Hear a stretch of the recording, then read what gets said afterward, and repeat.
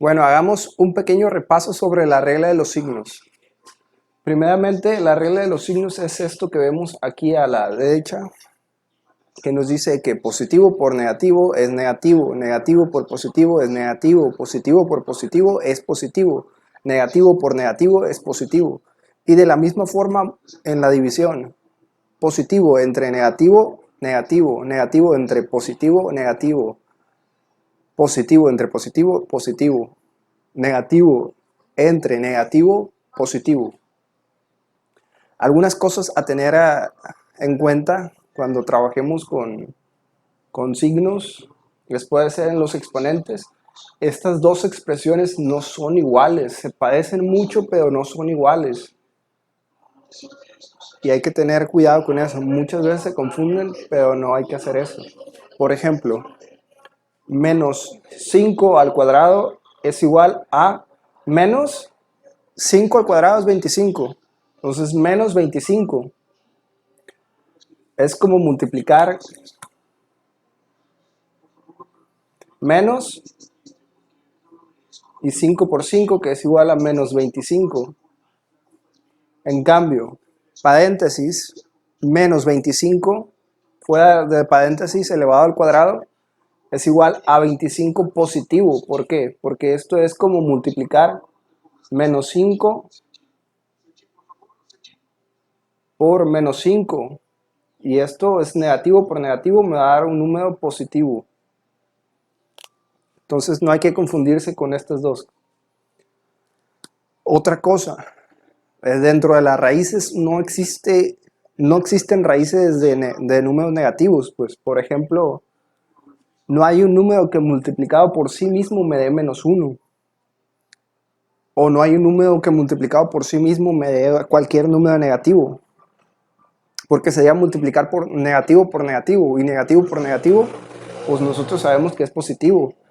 Pero los matemáticos inventaron este número imaginario que se usa para representar la raíz de menos 1 y que nos puede ayudar en muchos casos para representar cosas en otra dimensión. Ahora, la pregunta, ¿por qué negativo por negativo es positivo? Porque tiene sentido, principalmente. Vamos a ver algunos ejemplos de por qué tiene sentido que negativo por negativo sea positivo. Usemos un concepto de física con el que estamos familiarizados, que es, por ejemplo, la velocidad. Nosotros sabemos que la velocidad es distancia sobre tiempo, bastante sencillo. Y sabemos que podemos obtener de esa expresión una expresión para distancia, que sería distancia igual a velocidad por tiempo. O sea, me dice si yo multiplico la velocidad por el tiempo, me va a dar qué tanto ha recorrido el camino que ha recorrido lo que se está moviendo, lo que sea que se esté moviendo. Aquí vemos algunos ejemplos, pues, para qué significan estas magnitudes en el mundo real.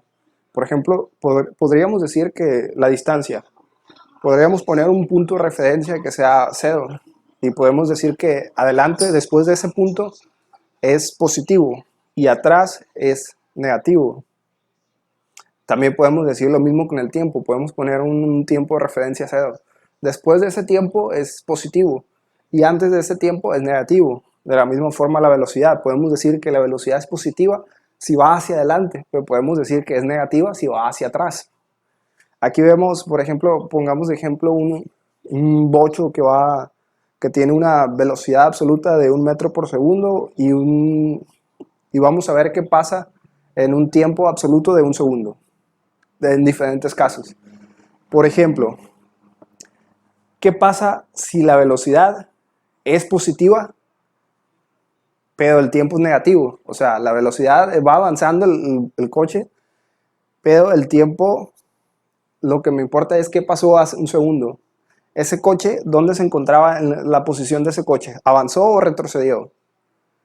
Por lógica, es obvio que, pues, inclusive si va hacia adelante, pero 1 segundo atrás, pues se va a encontrar en una posición anterior. Y una posición anterior es negativa. Entonces,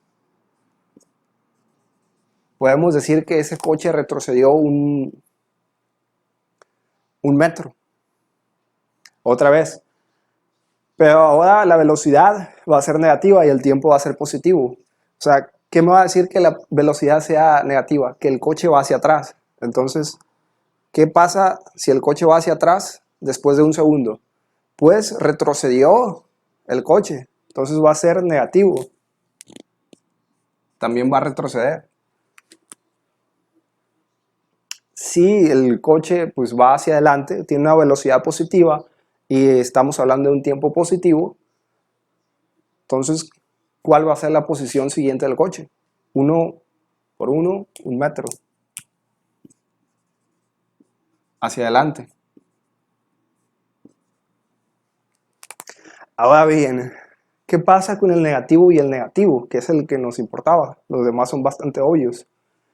Si el coche va hacia atrás, pero estamos multiplicando por un tiempo negativo, entonces nosotros nos importa qué pasó un momento antes. Y un momento antes, como el coche va hacia atrás, el coche se encontraba adelante. Entonces es como, podríamos decir que el coche después de menos un segundo o antes de un segundo se encontraba en una posición positiva. Y esos son algunos ejemplos de cómo podemos intuir que negativo por negativo da positivo y es lógico.